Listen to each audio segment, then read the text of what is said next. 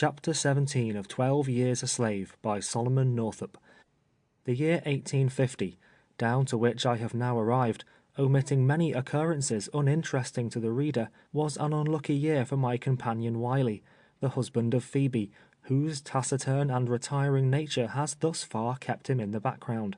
Notwithstanding Wiley seldom opened his mouth, and revolved in his obscure and unpretending orbit without a grumble, nevertheless the warm elements of sociality were strong in the bosom of that silent nigger. In the exuberance of his self-reliance, disregarding the philosophy of Uncle Abram, and setting the counsels of Aunt Phoebe utterly at naught, he had the foolhardiness to essay a nocturnal visit to a neighbouring cabin without a pass. So attractive was the society in which he found himself, that Wiley took little note of the passing hours, and the light began to break in the east before he was aware. Speeding homeward as fast as he could run, he hoped to reach the quarters before the horn would sound, but unhappily he was spied on the way by a company of patrollers. How it is in the other dark places of slavery, I do not know, but on Bayou Boeuf there is an organization of patrollers, as they are styled, whose business it is to seize and whip any slave they may find wandering from the plantation. They ride on horseback, headed by a captain, armed and accompanied by dogs. They have the right, either by law or by general consent, to inflict discretionary chastisement upon a black man caught beyond the boundaries of his master's estate without a pass, and even to shoot him if he attempts to escape. Each company has a certain distance to ride up and down the bayou. They are compensated by the planters, who contribute in proportion to the number of slaves they own. The clatter of their horses' hoofs dashing by can be heard at all hours of the night, and frequently they may be seen driving a slave before them, or leading him by a rope fastened around his neck to his owner's plantation. Wiley fled before one of these companies, thinking he could reach his cabin before they could overtake him. But one of their dogs, a great ravenous hound, gripped him by the leg and held him fast. The patrollers whipped him severely, and brought him, a prisoner, to Epps. From him he received another flagellation still more severe, so that the cuts of the lash and the bites of the dog rendered him sore, stiff, and miserable, insomuch he was scarcely able to move.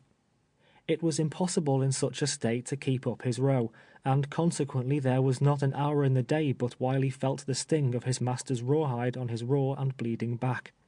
His sufferings became intolerable, and finally he resolved to run away. Without disclosing his intentions to run away, even to his wife Phoebe, he proceeded to make arrangements for carrying his plan into execution. Having cooked his whole week's allowance, he cautiously left the cabin on a Sunday night after the inmates of the quarters were asleep. When the horn sounded in the morning, Wiley did not make his appearance.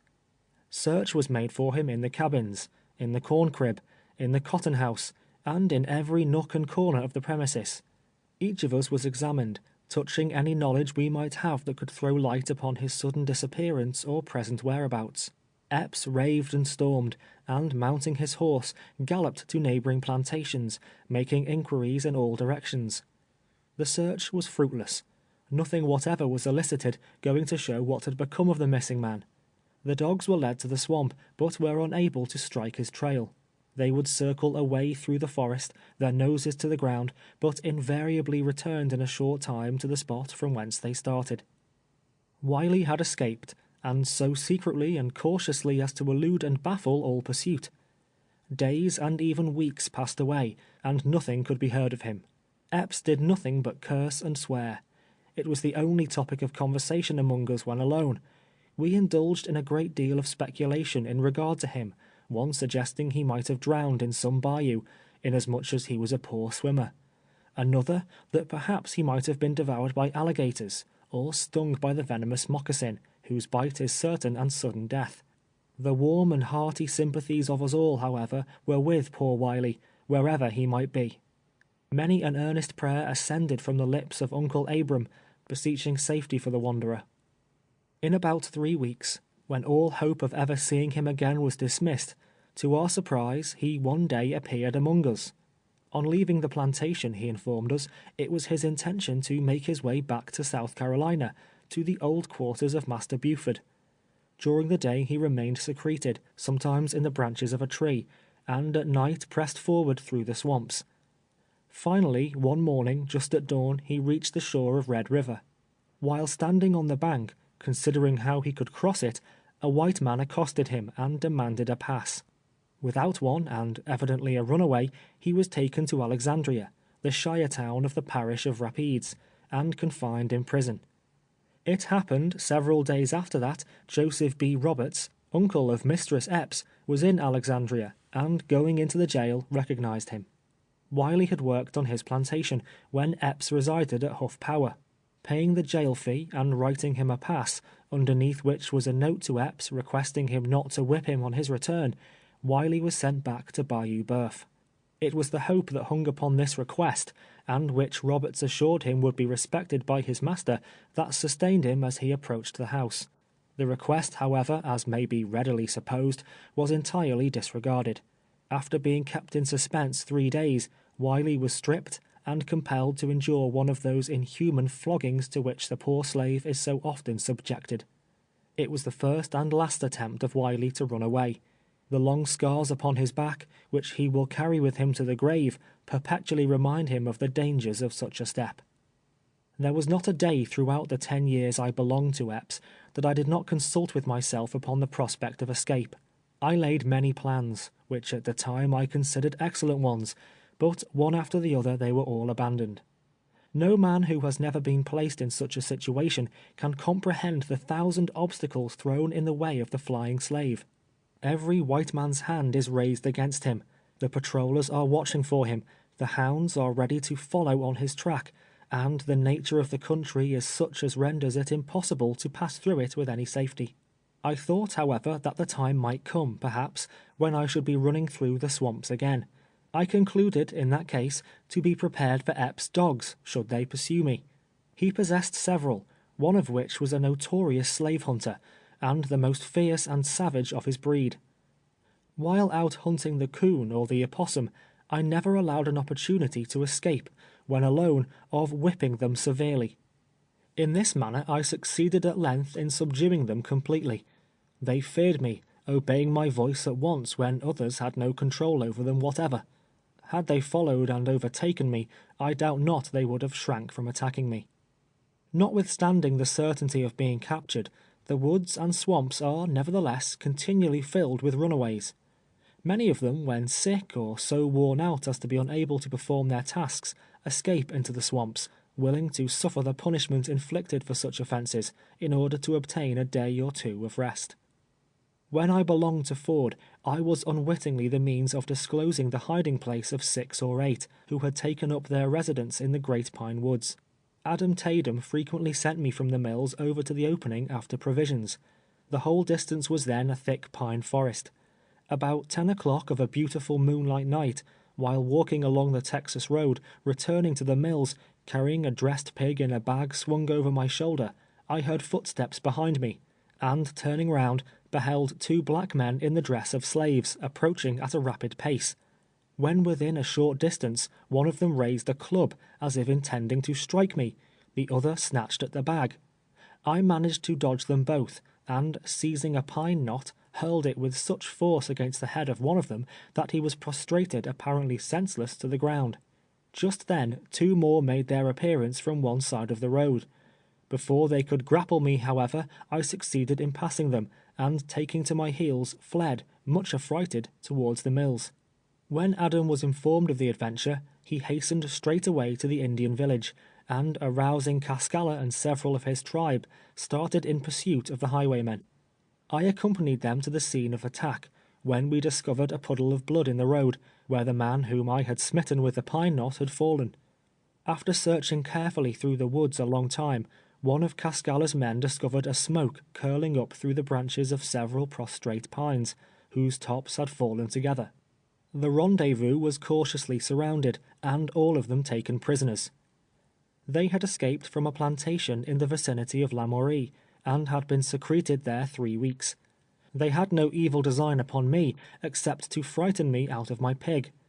Having observed me passing towards Ford's just at nightfall, and suspecting the nature of my errand, they had followed me, seen me butcher and dress the porker, and start on my return. They had been pinched for food, and were driven to this extremity by necessity. Adam conveyed them to the parish jail, and was liberally rewarded. Not unfrequently the runaway loses his life in the attempt to escape. Epps' premises were bounded on one side by Carey's, a very extensive sugar plantation. He cultivates annually at least 1,500 acres of cane, manufacturing 22 or 2,300 hogsheads of sugar, an hogshead and a half being the usual yield of an acre. Besides this, he also cultivates 500 or 600 acres of corn and cotton. He owned last year 153 field hands, besides nearly as many children, and yearly hires a drove during the busy season from this side the Mississippi. One of his negro drivers, a pleasant, intelligent boy, was named Augustus. During the holidays, and occasionally while at work in adjoining fields, I had an opportunity of making his acquaintance, which eventually ripened into a warm and mutual attachment. Summer before last, he was so unfortunate as to incur the displeasure of the overseer, a coarse, heartless brute, who whipped him most cruelly. Augustus ran away. Reaching a cane rick on Hawkins' plantation, he secreted himself in the top of it. All Carey's dogs were put upon his track, some 15 of them, and soon scented his footsteps to the hiding place. They surrounded the rick, baying and scratching, but could not reach him. Presently, guided by the clamor of the hounds, the pursuers rode up, when the overseer, mounting onto the rick, drew him forth. As he rolled down to the ground, the whole pack plunged upon him, and before they could be beaten off, had gnawed and mutilated his body in the most shocking manner, their teeth having penetrated to the bone in 100 places. He was taken up, tied upon a mule, and carried home. But this was Augustus' last trouble. He lingered until the next day, when death sought the unhappy boy, and kindly relieved him from his agony. It was not unusual for slave women as well as slave men to endeavor to escape. Nellie, Eldret's girl, with whom I lumbered for a time in the Big Cane Brake, lay concealed in Epps' corn crib 3 days. At night, when his family were asleep, she would steal into the quarters for food, and return to the crib again. We concluded it would no longer be safe for us to allow her to remain, and accordingly she retraced her steps to her own cabin. But the most remarkable instance of a successful evasion of dogs and hunters was the following. Among Carey's girls was one by the name of Celeste. She was 19 or 20, and far whiter than her owner or any of his offspring. It required a close inspection to distinguish in her features the slightest trace of African blood. A stranger would never have dreamed that she was the descendant of slaves. I was sitting in my cabin late at night, playing a low air on my violin, when the door opened carefully, and Celeste stood before me. She was pale and haggard. Had an apparition arisen from the earth, I could not have been more startled. "Who are you?" I demanded, after gazing at her a moment. "I'm hungry, give me some bacon," was her reply. My first impression was that she was some deranged young mistress, who, escaping from home, was wandering she knew not whither, and had been attracted to my cabin by the sound of the violin. The coarse cotton slave dress she wore, however, soon dispelled such a supposition. "What is your name?" I again interrogated. "My name is Celeste," she answered. "I belong to Carey, and have been 2 days among the palmettos. I'm sick and can't work, and would rather die in the swamp than be whipped to death by the overseer. Carey's dogs won't follow me. They've tried to set them on. There's a secret between them and Celeste, and they won't mind the devilish orders of the overseer. Give me some meat, I'm starving." I divided my scanty allowance with her, and while partaking of it, she related how she had managed to escape, and described the place of her concealment.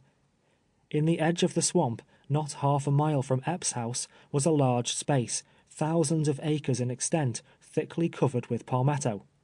Tall trees, whose long arms interlocked each other, formed a canopy above them, so dense as to exclude the beams of the sun.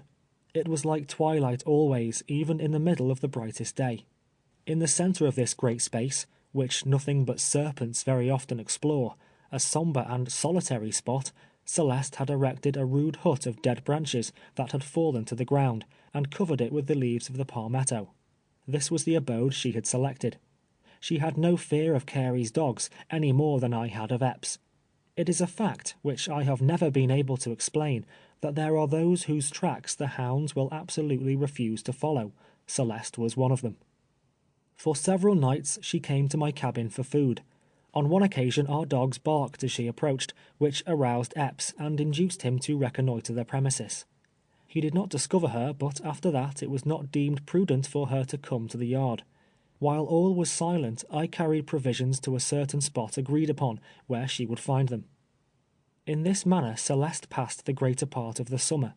She regained her health, and became strong and hearty. At all seasons of the year the howlings of wild animals can be heard at night along the borders of the swamps. Several times they had made her a midnight call, awakening her from slumber with a growl.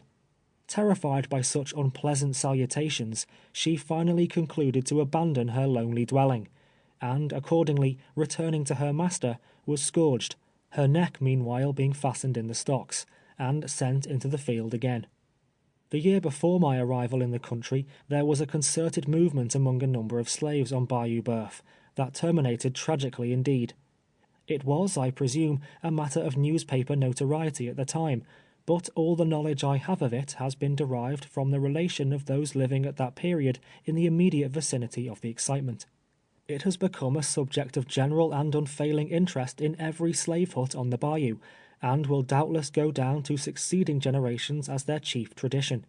Lew Cheney, with whom I became acquainted, a shrewd, cunning negro, more intelligent than the generality of his race, but unscrupulous and full of treachery, conceived the project of organizing a company sufficiently strong to fight their way against all opposition to the neighboring territory of Mexico.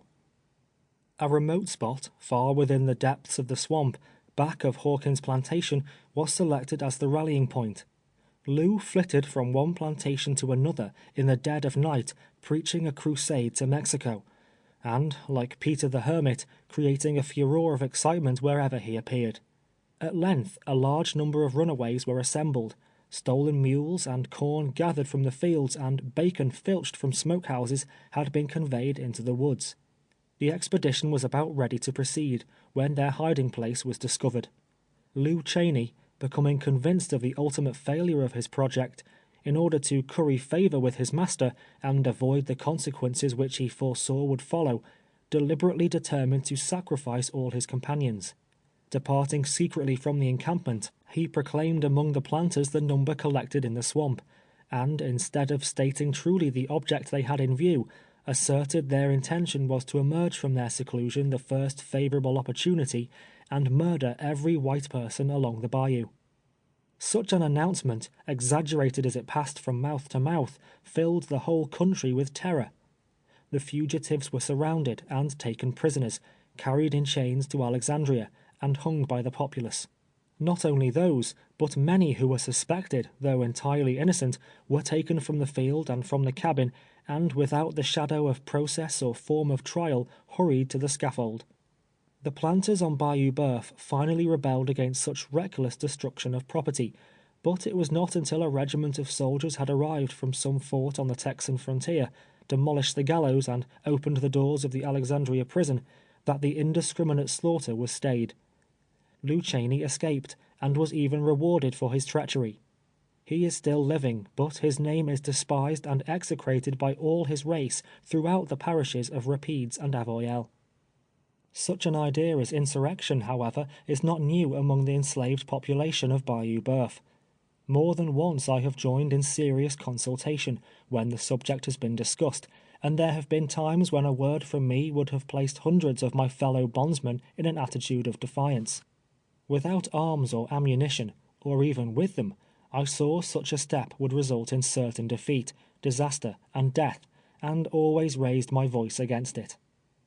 During the Mexican War, I well remember the extravagant hopes that were excited. The news of victory filled the great house with rejoicing, but produced only sorrow and disappointment in the cabin.